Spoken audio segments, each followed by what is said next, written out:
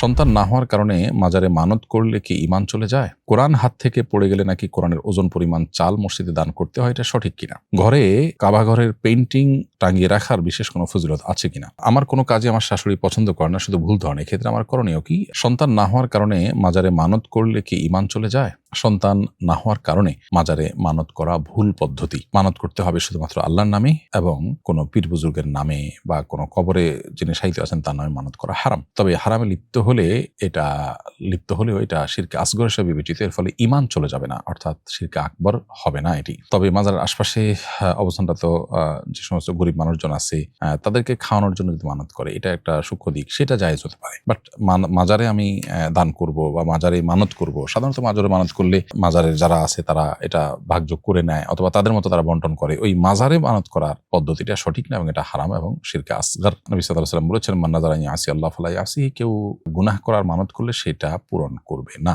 আর গরিব মানুষকে খাওয়ানোর মানত করলেন, সেটা মাজারের আশেপাশে বলে কোনো কথা না। যে কোনো গরিব মানুষকে আপনি খাওয়ার মানত করতে পারেন যে আমি গরিব মানুষকে খাওয়াবো সন্তান হলে, এটা সঠিক মানত এবং এটা পুরা করা যাবে। কিন্তু মাজারে সেটা না আর কি, যেটা মাজার তো এমন কোনো খাত না যে খাতটা আসলে মানত করার জন্য উপযোগী। কোরআন হাত থেকে পড়ে গেলে নাকি কোরআনের ওজন পরিমাণ চাল মসজিদে দান করতে হয়, এটা সঠিক কিনা? উত্তর হলো না, এরকম কোনো কথা কোরআন বা হাদিসে বলা হয়নি। কোরআন যদি হাত থেকে ভুলে পড়ে যায় তাহলে এর জন্য কোনো দায় ওই ব্যক্তির উপরে বর্তাবে না। তবে তার সর্বোচ্চ সতর্ক থাকতে হবে যে আল্লাহর কালাম ধরার ক্ষেত্রে আরো গুরুত্বের সাথে ধরা দরকার ছিল, আরো সিরিয়াসনেসের সাথে ধরা দরকার ছিল, বিধায় সেটি তার খেয়াল করা দরকার ছিল এবং সামনে থেকে সেটা আরো বেশি সতর্ক হতে হবে। যেটুকু তার অনিচ্ছাকৃত হয়েছে ভুল, সেটার জন্য আল্লাহর কাছে ইস্তিগফার করা দরকার এবং কোরআনের প্রতি অসম্মান নিজের অনিচ্ছাকৃত ভাবেও যে হয়ে গেছে সেজন্য গিলটি ফিল হওয়া দরকার তার, সেটা আপন জায়গায় ঠিক আছে। কিন্তু এর জন্য এই পরিমাণ চাল দিলে এটা দায় মুক্ত হয়ে যাবে এমন কোনো কথা কোরআন হাদিসে বলা হয়নি। এটাও আমাদের সমাজে প্রচলিত একটি কুসংস্কার বা প্রচলিত একটি ধারণা, যেটির সাথে কোরআন হাদিসের কোনো সম্পর্ক নেই। আমরা হয়তো মনে করি যে এরকম করলে ছেলে ফেলে বা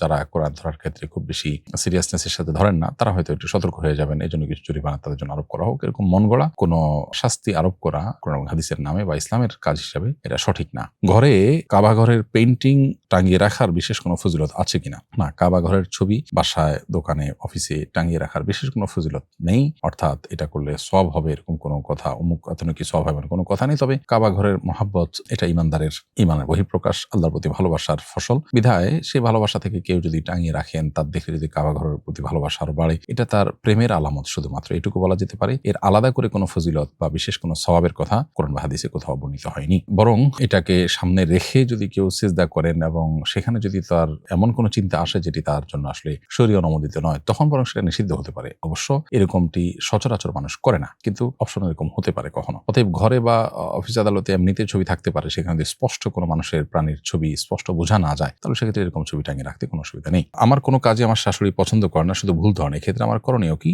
কোনো কাজই পছন্দ করে না, এটা হয়তো আপনি একটু বেশি বলছেন, আপনার নিজের এটার জন্য কাউন্সিলিং করা প্রয়োজন। কিছু না কিছু কাজ অবশ্যই পছন্দ হয়, হ্যাঁ, বেশি সমালোচনা হয়তো করেন, সেটা হয়তো আপনার চোখে পড়ে, এমনটি হতে পারে। যদি এরকম হয় তাহলে সেক্ষেত্রে প্রথমত অনেকের মানসিকতার মধ্যেই সমস্যা আছে, আপনি সবর করবেন, তিনি মুরব্বী, দিন শেষে আল্লাহ তাআলা সবরের ফলে আপনাকে বিনিময় দান করবেন।